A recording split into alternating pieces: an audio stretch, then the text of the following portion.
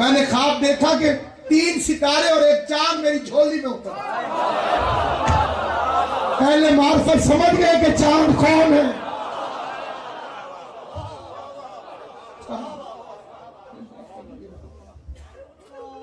دروازے پر آئے. تڑپ کر باپ نے کہا تعبیر دروازے پر کھڑی. شریف بیٹیوں کی طرح گردن جھکا دی. گردن جھکانے کے بعد کہا کہ میں راضی ہوں, مرضی آپ کی, اختیار آپ کو دیتی لیکن میں راضی ہوں. گھر نعرہ تکبیر کی گونج سے جھوم اٹھا. علی کی بیٹیاں بہت پردہ دار تھیں, پردہ لینے کے لیے خود آتی. انہیں تو بس گھر سے ایک ہی دفعہ نکلنا تھا.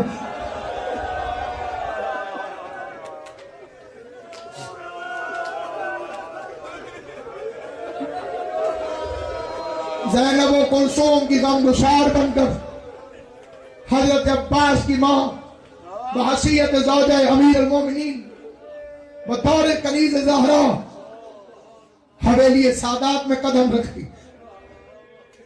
اور آتے ہی خدمت گزاری شروع, کیونکہ حسنین ماں کے فراق میں بیمار تھے. جس دن بی بی آئی ہیں اس دن حسن حسین کو بڑا شدید بخار. کتابوں کے اندر لکھا ہے کہ دلہن حجرے اور اسی میں جاتی ہے, یہ حسنین کے پاس آ کے مٹی میں علی کے گھر میں جو پہلا کام کیا وہ حسن حسین کی تیمارداری تھی.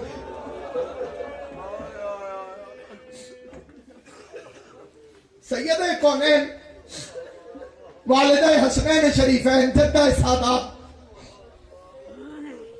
انہوں نے بیماری کے دوران جناب فاطمہ ام البنین کی تعریف کی تھی امیر المومنین, اور تعریف کے وہ فکرے سننے جب یاد آئے تو عبادت ہو جائے. مولا بڑی عورتیں میرے گھر آتی ہیں سلام کرنے, مولا اس سے زیادہ میری عزت کوئی نہیں کرتا. امیر المومنین نے پوچھا وہ کیا خاص بات ہے جو آپ نے جناب ام البنین میں دیکھی؟ حضرت زہرا فرماتی ہیں علی ہر مستور میرے گھر میں صحن سے چل کے آتی اور ام البنین دیوار کی ٹیک لے کر آتی. میں نے کہا ام البنین ابھی تو تم جوان ہو, سہارا لے کے کیوں چلتی ہو؟ گردن جھکا کے کہتی ہے بی بی اس صحن میں آپ کے قدموں کا نشان لگا.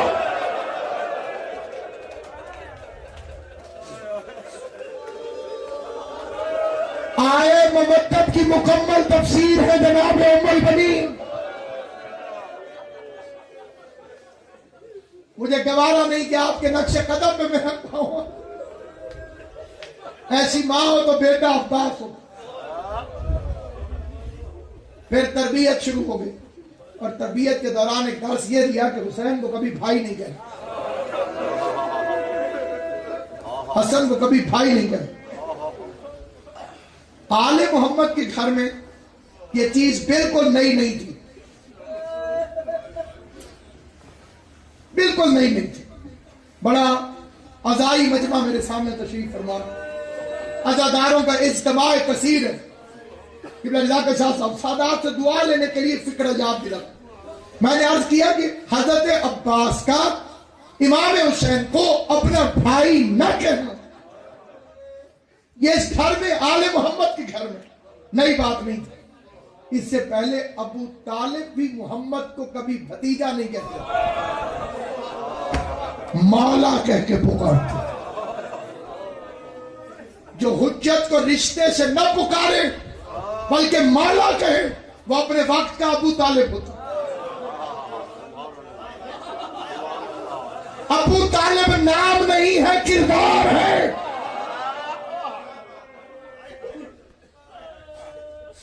اور اس کردار کی پہلی نشانی ہے کہ وہ حجت کو رشتے سے نہیں پکارے.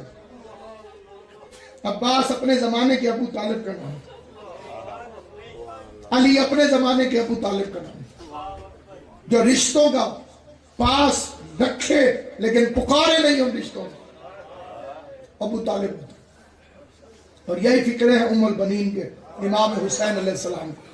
28 رجب کو جب قافلہ چلنے لگا تو روتی ہوئی سامنے آ کے کھڑی کہی حسین تجھ سے میرے دو رشتے، شریعت کے رشتے میں تو میرا امام ہے اور یہ رشتہ ہر رشتے سے مقدم، دنیا کے رشتے سے تو میرا بیٹا ہے، میں منت کرتی ہوں جہاں دل چاہے چلے جائے، عراق نہ جائے۔ کہا اماں عراق کیوں نہ جاؤں؟ رو کے کہتی ہے تیرا بابا علی آخری رمضان میں زخمی سر پہ ہاتھ رکھ کے کہتا تھا ہائے عراق۔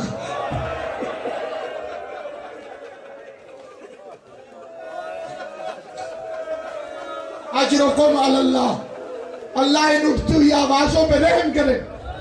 حسین کی ماں آپ کو کبھی کسی اپنے غم میں ہائے نہ کرو۔ مجھے قرآن مجید کی قسم جو نور ہے مجلس پر وہ میں اپنے الفاظ سے بیان نہیں کر سکتا۔ یہ پانی کا خلوص مجلس ہے اور موضوع کا تقدس ہے کہ نامساعد موسم کے اندر بھی ایک عجیب و غریب قسم کی روحانیت ہے مجلس کے اندر۔ حسین نہ جاؤ، حسین نہ جاؤ۔ اگلا فقرہ حضرت ام البنین نے وہ کہا جس پہ جناب زینب دھاڑے مار ماری کہ حسین جب تیرا بابا قتل ہوا میں جنوں کے رونے کی آواز سن لی، قوم جنات تھی جو مار کر کے جب تیرے بھائی حسن کو زہر ملا تو یہی جن پھر روتے رو کے کہتے ہیں کیا کروں حسین، تیسرا دن ہے میں جنوں کے رونے کی آواز ہے۔ تیسرا قبر نبی سے جنوں کے رونے کی آواز آتی۔ حسین رخصت ہونے لگے تو عباس کا ہاتھ پکڑ لی، عباس کا ہاتھ پکڑا تو قبر رسول پر لے کر آئی۔ کائنات میں کوئی ماں ایسی نہیں ہوگی جو اپنے بیٹے کا ایک ہاتھ رسول کی قبر پر رکھ کے کھڑی اور دوسرا ہاتھ پکڑ کے اپنے سر پہ رکھ لی اور رو کے کہنے لگی وعدہ کرو عباس جب تک تمہارے یہ دونوں بازو سلامت رہیں،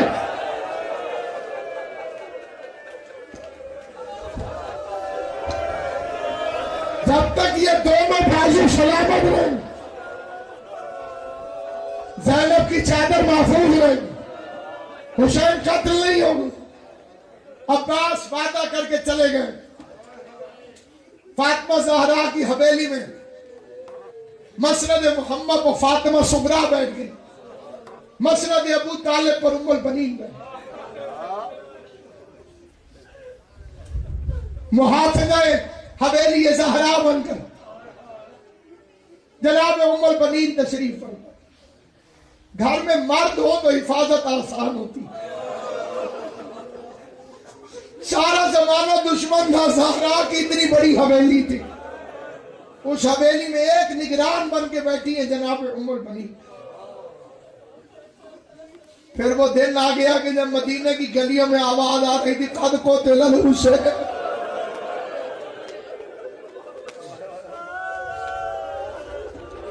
لوگ حسین قتل ہو گئے، پورا مدینہ گھروں سے روتا ہوا نکل آیا، لیکن جیسے رنگ میں ام البنین نکلی، بشیر کہتا ہے میں شعر کہنا بھول گیا، میرے دل کی دھڑکن تیز ہو گئی۔ ایک دراز قد بی بی عصا کی ٹیک سے قبر نبی پر آئی اور اس نے جلالت مآب لہجے سے پوچھا کس نے اعلان کیا؟ بشیر کہتے ہیں قریب تھا کہ میری جان نکل جاتی، میں نے گردن جھکا کے کہا بی بی میں نے کہا کہ تیرے پاس عراق کے قافلے کی کوئی اطلاع ہے؟ کہ بی بی پوچھو کیا پوچھنا چاہتی ہو؟ کہ بتا میرا بیٹا عباس واپس آیا کہ نہیں؟ بشیر کہتے ہیں مدینہ میں زلزلہ آ رہا تھا، میں نے رو کے کہا بی بی میں نے تو سنا تھا تجھے حسین زیادہ پیارا، تو نے نہ حسین کا پوچھا نہ زینب کا پوچھا، اپنے بیٹے عباس کا پوچھا، قبر محمد کی ٹیک لگا کے بیٹھ گئی۔ کہنے لگی کوئی کہتا ہے حسین مارا گیا، کوئی کہتا ہے زینب کی چادر سڑ گئی، عباس کا اس لیے پوچھ رہی ہوں اگر میرا غازی سلامت ہوا۔ اجرکم علی اللہ، اجرکم علی اللہ۔ بی بی زہرا آپ سے راضی ہو، کنیز فاطمہ کے گھر میں رونے کا بی بی آپ کو آ جاتا۔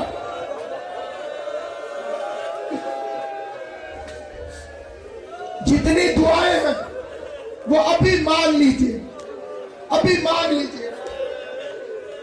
ممکن نہیں ہے کہ عباس کی ماں راضی ہو جائے اور وہ اپنے بچے سے کہے کہ اس کی دعا قبول۔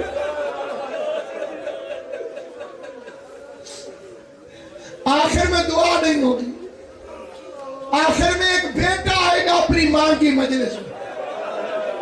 جنہیں معلوم ہے وہ سمجھ گئے، جنہیں نہیں سمجھ آئی انہیں بتا دوں، عباس کا علم آئے گا۔ اور یہ تو میری قوم کے بچے کو پتا ہے کہ غازی کی حاضری ہوتی ہے، اور حاضری کا مطلب یہ ہے کہ جب کوئی حاضر ہو جائے۔ اور میں نے دنیا میں دیکھا ہے کہ اگر خدا نہ خواستہ کسی کی ماں مر جائے، پہلے لوگ شرم غمگین ہو، جب بیٹا نظر آئے تو لوگ اونچی آواز میں رونا شروع کریں تاکہ اسے معلوم ہو کہ تیری والدہ کا ہمیں غم ہے۔ اجرکم علی اللہ، اجرکم علی اللہ، جعلکم اللہ من الباقی۔ اللہ میرے تمہارے شمار رونے رلانے والوں، 1 یا 1.5 منٹ کی زحمت اور کبھی بھی تیرا عباس مارا گیا۔ بزرگ ذاکرین ایک فقرہ پڑھتے ہیں، وہ فقرہ اپنے مقام پر رونے کے لیے ایک عظیم سامان، حیران ہو کے پوچھتی ہے کتنی بڑی فوج تھی۔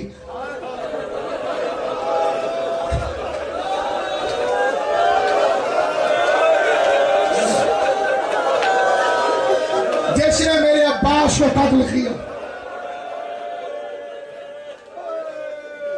بی بی لاکھوں کی فوج تھی۔ بزرگ ذاکرین فرماتے ہیں کہ بشیر کی آواز بی بی 9 لاکھ۔ اگلا فقرہ احساس سے تعلق رکھتا، تڑپ کے کہتی ہے شکایت نہ کر۔ 9 لاکھ کی جرت نہ تھی میرے غازی کو قتل۔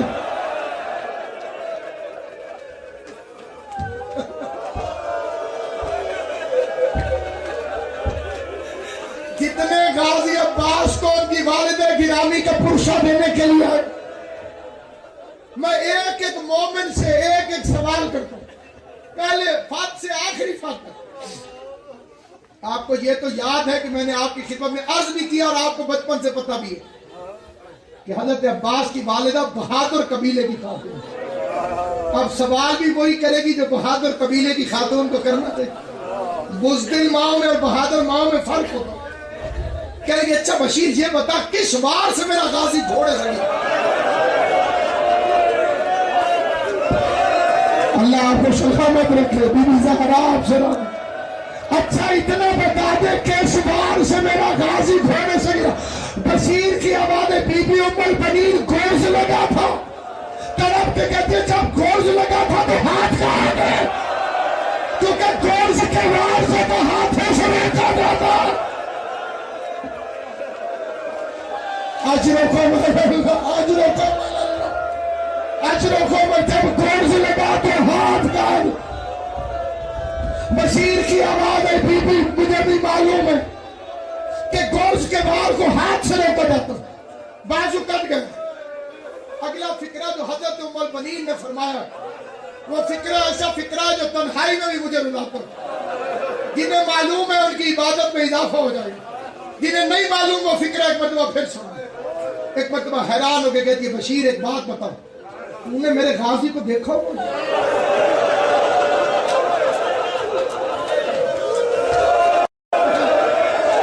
جناب سیدہ آپ اسرائیل بی بی زہرا بانی مجلس کی محنت کو قبول کریں۔ جتنے مومنین و مومنات عباس کی ماں کی مجلس میں آئے ہیں، خدا کسی کو خالی واپس نہ بھیج۔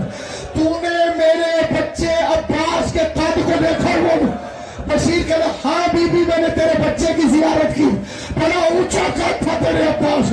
اب عباس کی ماں کہتی ہے انصاف کر کے بتاؤ قد بھی اتنا اونچا ہو، بیٹھا ہوا بھی گھوڑے پر ہو، پھر عرب میں کون سی ایسی ماں پیدا ہو گئی کہ جس کے بیٹے کا اتنا قد ہو گیا کہ اس کا گورز میرے غازی کے سر پر پہنچ گیا؟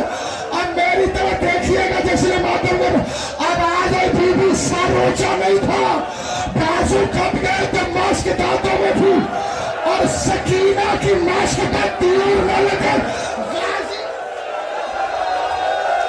ماسک کو اپنے سینے کے نیچے رکھا ہو، سر نیچے تھا،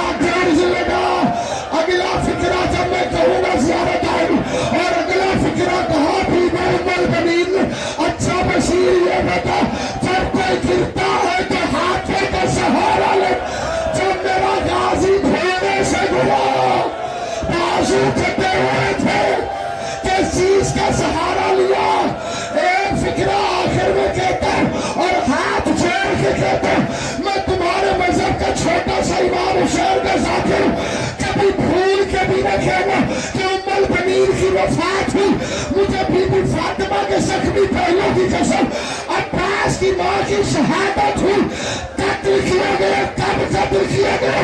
جب بکیا میں بیٹھ کر بیان کرتے تھے حسین کی قبر بن گئے، مروان ملعون نے ستوے میں زہر ملایا، عباس کی ماں کو زہر ملا، تڑپتے تڑپتے فاطمہ کی قبر میں آئی، زہرا کے خدمے میں دور۔ آخری فکرہ یہ تھا رسول کی بیٹے بس اتنا بتا دے میرے بچے سے روزے ہیں۔ عباس نے وفا کی، عباس کی ماں ماتم عباس، ماتم میں ام البنین ہوں لوگوں، میں ام البنین